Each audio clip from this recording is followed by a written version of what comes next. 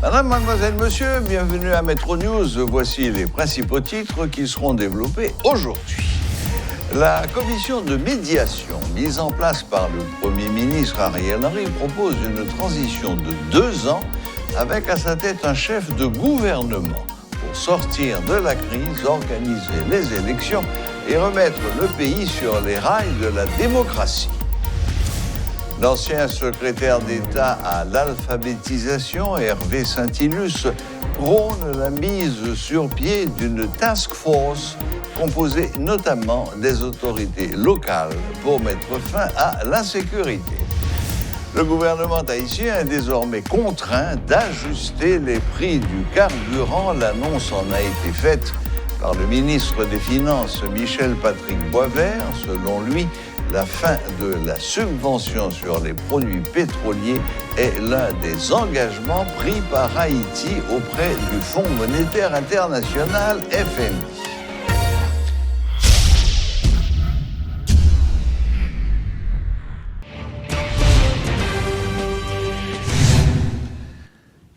Le gouvernement haïtien est désormais contraint d'ajuster les prix du carburant. La fin de la subvention sur les produits pétroliers est l'un des engagements pris par le gouvernement haïtien auprès du Fonds monétaire international FMI. Dans le cadre de l'accord Staff Monitored Program, paraphé ce jeudi 30 juin, le gouvernement haïtien s'est engagé à réaliser l'ajustement dans les 12 mois. La subvention pour les hydrocarbures avoisine les 9 milliards de gourdes par mois. C'est intenable, a confié le grand argentier de la République, Patrick Boisvert. Les subventions sont supérieures à 330 gourdes pour 1 gallon de gasoline, détaille le ministre. Aujourd'hui, l'ajustement des prix de l'essence n'est plus un tabou. M. Boisvert explique que la hausse des prix est inévitable. Toutefois, il indique que le gouvernement s'engage à réaliser des programmes sociaux pour atténuer l'impact de la hausse des prix sur les couches les plus vulnérables. Et pour l'instant, il n'y aura pas d'ajustement en raison de la forte dégradation de la situation économique des Haïtiens. Le ministre donne de plus l'assurance qu'il n'y aura pas une forte hausse de 100% des prix, comme ce fut le cas en décembre 21. Il promet que ce sera une hausse graduelle. Produits pétroliers, j'en connais, ont toujours été un casse-tête pour différents gouvernements. Mais pratiquement pour le gouvernement en place, question produits pétroliers, c'est vraiment une très grande préoccupation. En termes de chiffres, dans le moment où nous avons parlé là, nous sommes capables de parler de chiffres entre 7 et 9 milliards de gouttes par mois. Nous avons subventionné actuellement. Nous gagnons plus de 331 gouttes que l'État a subventionné sur chaque gallon de gasoline, un peu plus de 250 gouttes sur gallon diesel, et puis un peu plus de 260 gouttes pour chaque gallon kérosène qui débitait non pompe. Nous comprenons la situation, ça, n'est pas tenable. Qui veut dire pour finances publiques, nous comprenons pour financer les produits pétroliers seulement, ça nous dépenser dans les produits pétroliers, il presque fait 2 fois comme l'État a besoin pour le payer salaire fonctionnaire chaque mois.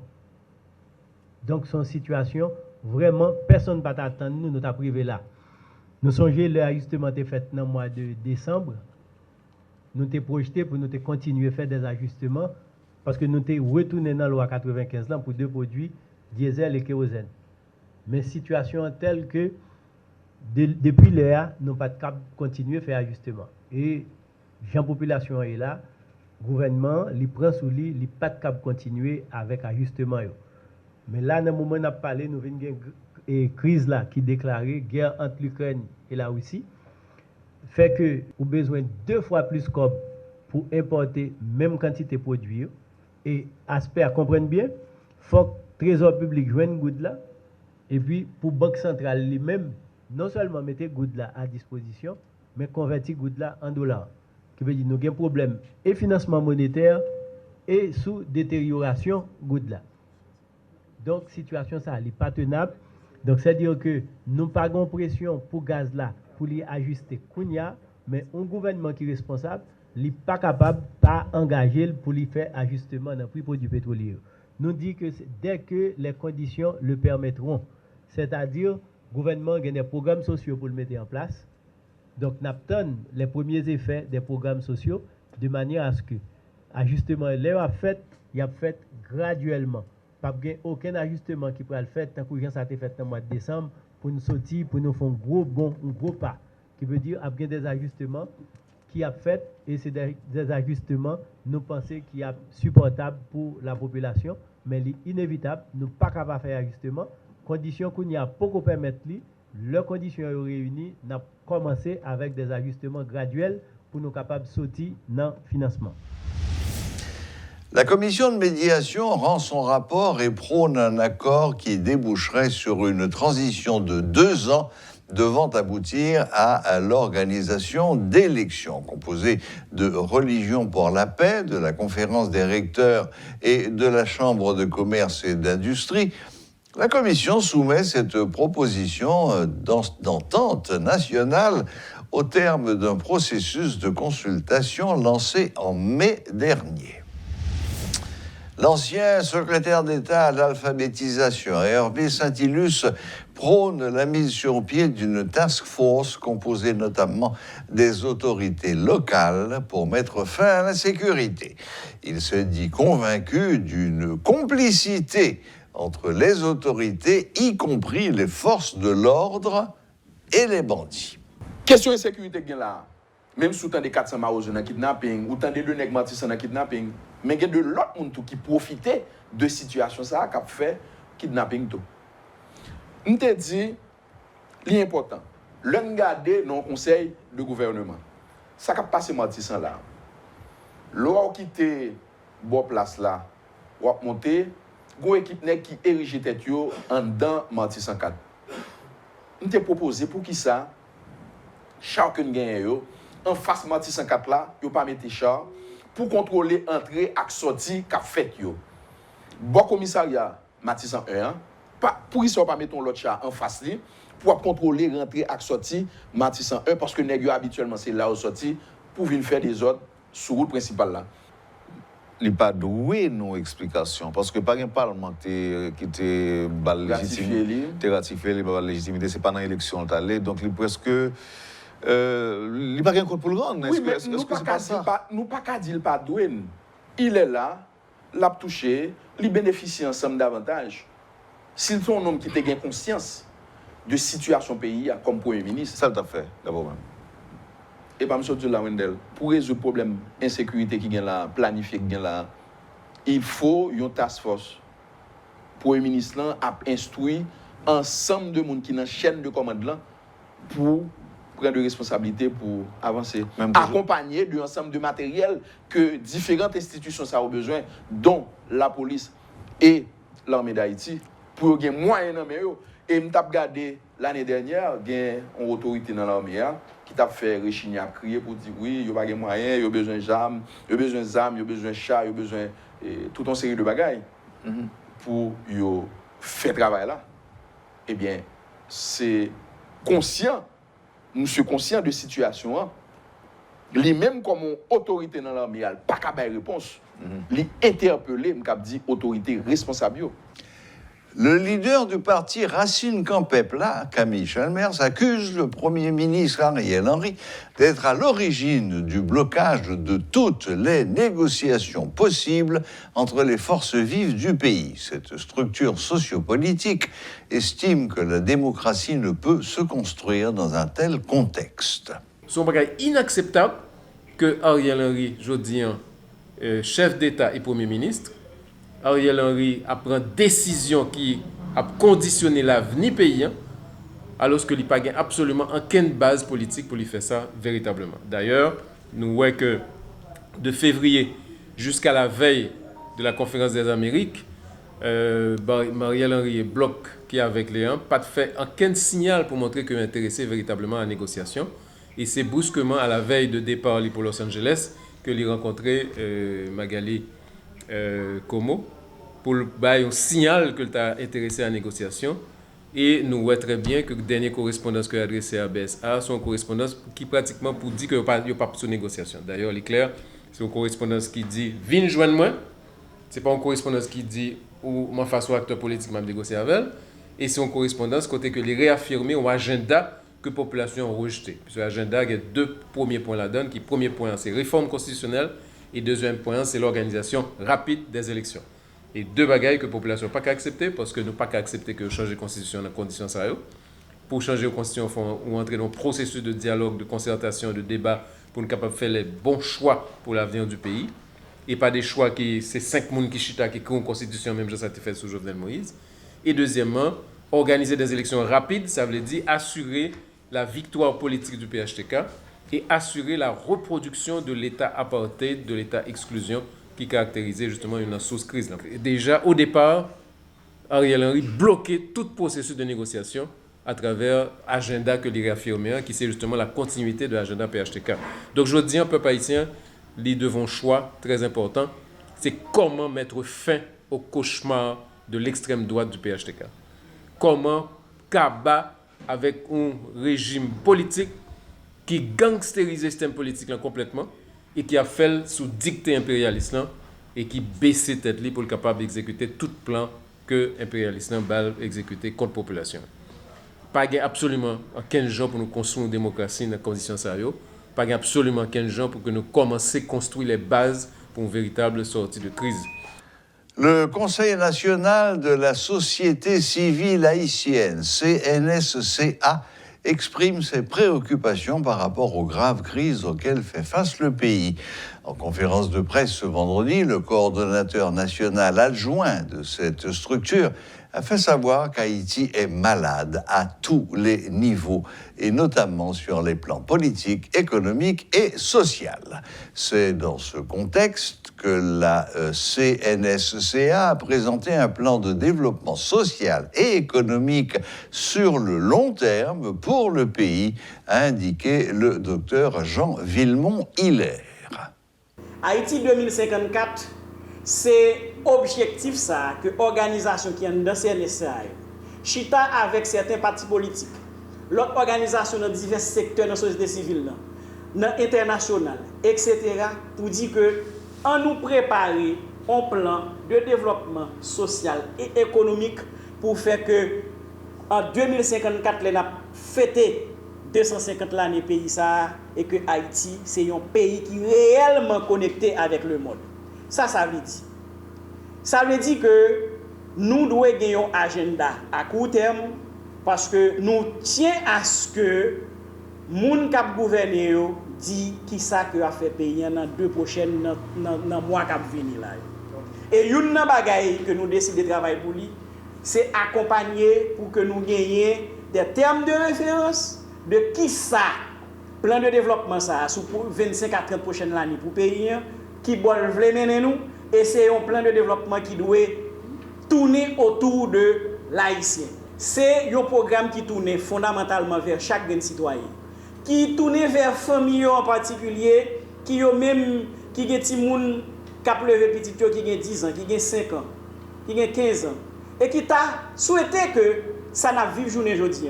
Les petites pailles ont 30 ans, ont 35 ans et que ne pas vivre encore. Et c'est ça qui fait que nous projetons nous sur l'avenir, sur le long terme.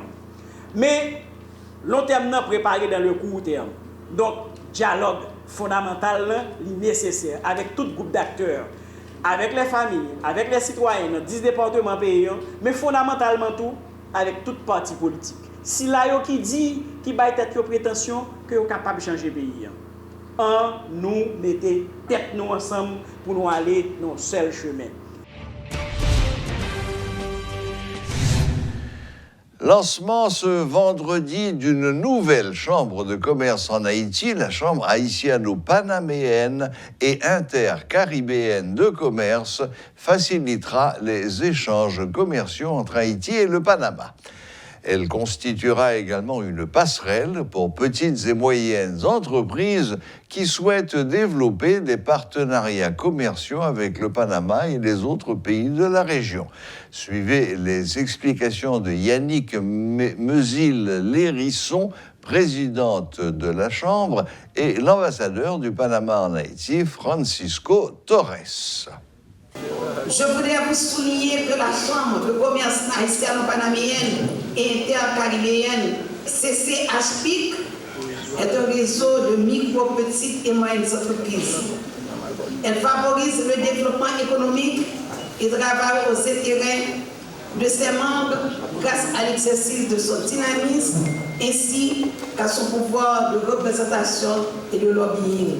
C'est un organisme apolitique, laïque et à but non lucratif, dont l'objectif est de faciliter le réseautage, les partenariats avec d'autres réseaux et le partage d'expériences avec le Panama ainsi qu'avec les pays de la Caraïbe. Outre la contribution active au développement économique et à l'épanouissement professionnel de ses membres pour la création de richesses, la CCHPIC aura à œuvrer en faveur d'une économie caribéenne ouverte entre Haïti et le Panama en vue de développer des relations économiques, industrielles, agricoles, financières, touristiques, techniques, culturelles et sociales entre Haïti et le Panama, lesquelles peuvent conduire à la prospérité générale pour les deux nations de la région caribéenne.